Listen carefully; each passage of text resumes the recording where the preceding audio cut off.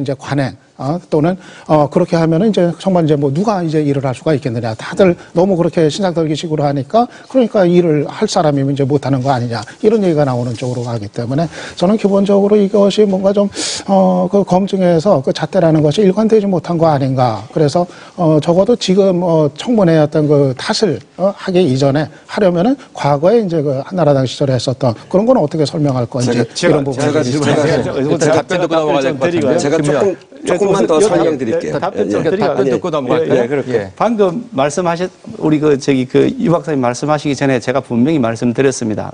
이건 제가 국회의원으로서 굉장히 부끄럽다고 말씀드렸고, 그 점에서 어느 당이든지 당이 당략적 목적으로 활용했던 점이 없었다고 하면 거짓말이라고까지 말씀드렸습니다. 예. 그런 점들에 대해서 우리가 반성적 고려를 해야 된다고 말씀드린 것이지, 우리가 한나라당 시절에 했던 적용 기준이 반드시 옳고 그것을 계속 적용했다 고집한다는 의미가 아닙니다. 2000년대 처음 도입되었을 때 우리가 야당이었고요.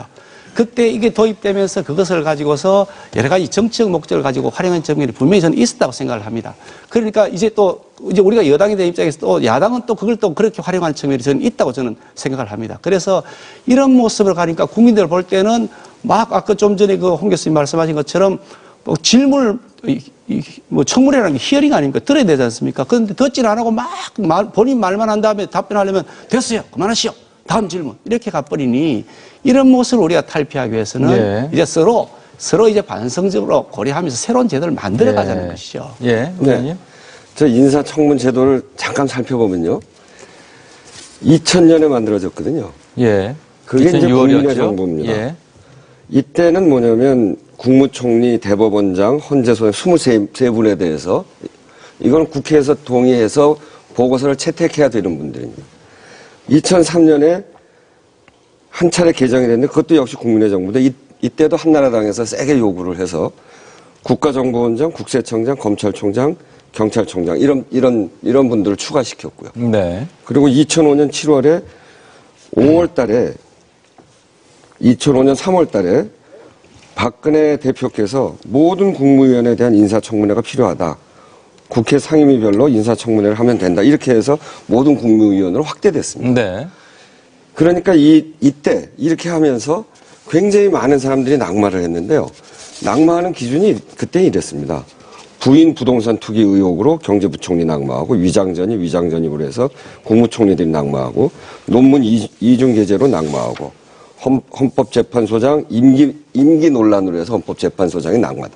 지금은 저도 몇 차례 인사청문회를 해보는데요. 이런 거 갖고 지금은 안 날아갑니다. 이거 갖고 낙마하지 않습니다. 부인의 부동산 투기 가지고 안 날아갑니까? 아닙니다. 의원님 말씀하신 거는 여러 가지 사유 중에 하나이지 위장전입 하나의 사유는 분명히 아닙니다. 부동산 투기도 있었고요. 탈세 문제도 있었고요.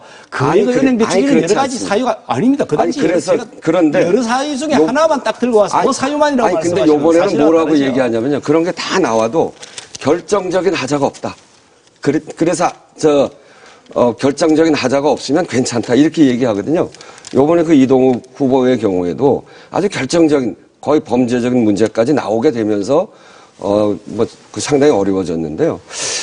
그때에 비해서 지금은 훨씬 더 문제를 제기해도 문제가 되지 않습니다. 그래서 그런 점에서 굉장히 어떤 면에서 보면 기준 자체가 되게 후퇴해 있죠.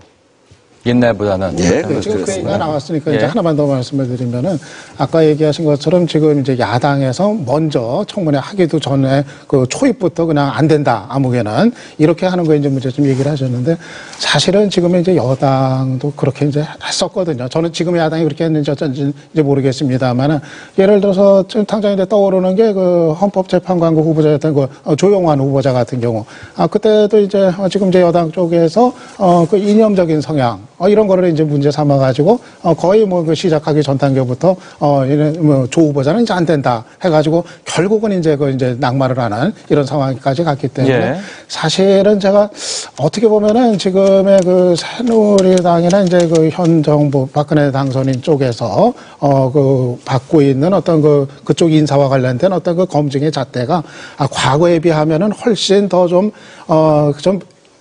쉬워지면 쉬워졌지. 전에 있었던 어떤 가혹한 거에 비해서는 게 아니에요. 잠깐만 말씀드리고 싶은 게 이런 거예요. 아까 이중잣대 말씀하셨고 왜 예를 들어서 새누리당이 과거와 지금이 다르냐. 새누리당